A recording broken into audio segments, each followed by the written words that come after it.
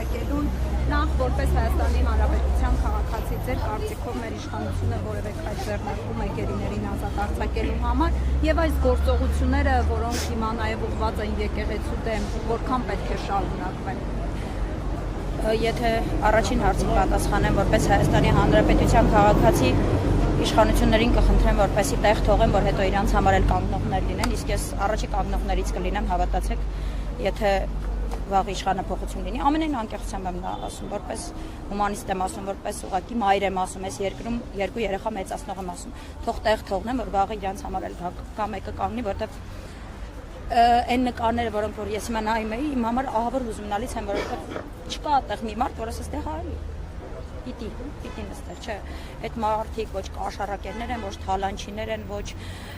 հանցագործներ են, իրանք մի տեղում են, որտեղ որ ինձ թվում է միայն հանցագործներ պետք է լինեն։ Ես այստեղ եմ, որպեսզի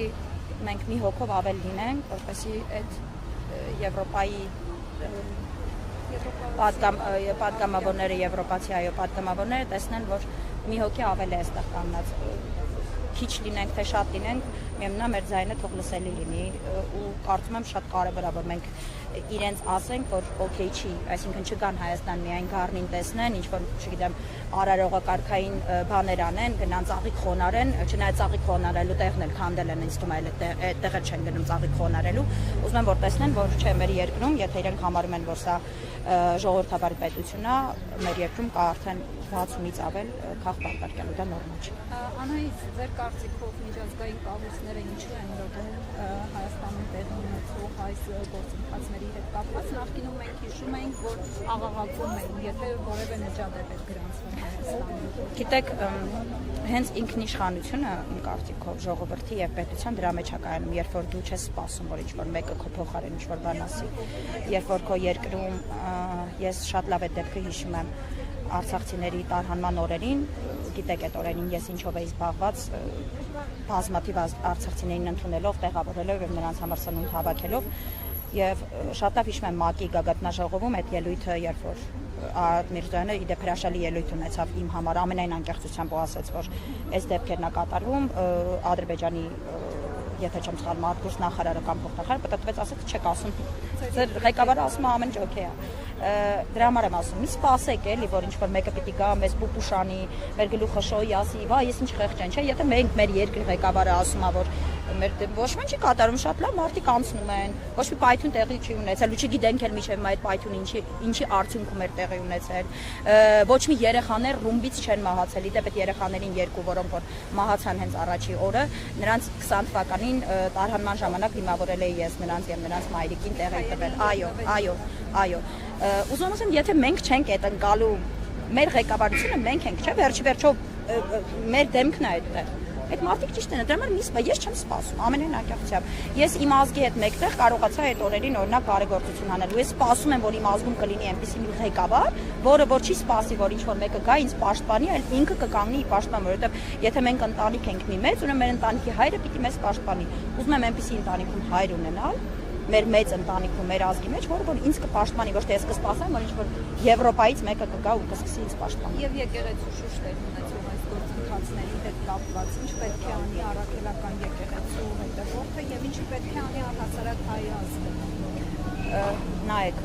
շատ եմ խոսել այս մասին, կկրկնվեմ երևի թե, բայց եկեղեցին նայել որպես գիտակցել, որ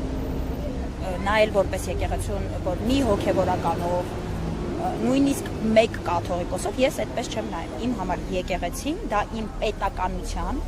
ամենակարևորագույն ինստիտուտներից է։ Անգամ նույնիսկ երբ որ պետականություն չի ունեցել մեր երկիրը, միևնույնն է կարևորագույն ինստիտուտներից մեկն է եղել եկեղեցին։ Եվ ես այսօր թողնել, որ ինչ-որ մարդիկ տշեն այդ հիմքերը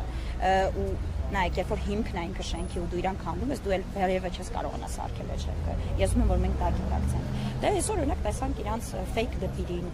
ֆեյք կարդալույց եղած քահանայով, ֆեյք պատարագին, ֆեյք դպիրին։ Եթե մարդ կա, ես շատ ուրախ եմ իդեպ, եկեք ազնիվ լինենք, այն ինչ որ կատարվեց այդ օրերի այդ օրվա պատարագին, դա հավատավոր ժողովրդի կամքի ներկայությունն էր, որ մենք չենք գնում այդպես բանի մասնակցել։ Դուք այնտեղ տեսել եք, բացի իրենց, հա, սատարող այդ փոքրիկ ինչ-որ մասայա, չգիտեմ, շատ թեկուզ մեծ,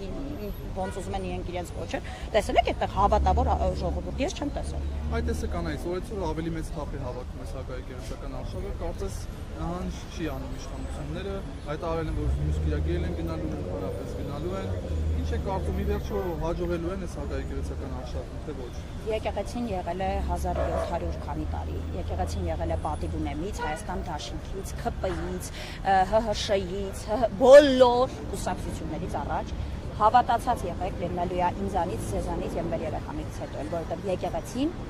մեր պետականության հիմնասյուներից մեկն է։ Եկեղեցին այն ինստիտուտն է, որը որ չպիտի չափվի ինչ-որ մեկի ուզելով կամ ինչ-որ մեկի չուզելով։ Մնալու է ու հավատացած եղեք, իսկական հավատավոր հայը դրա կողմնակից է։ Ես վստահ եմ։ Շնորհակալություն։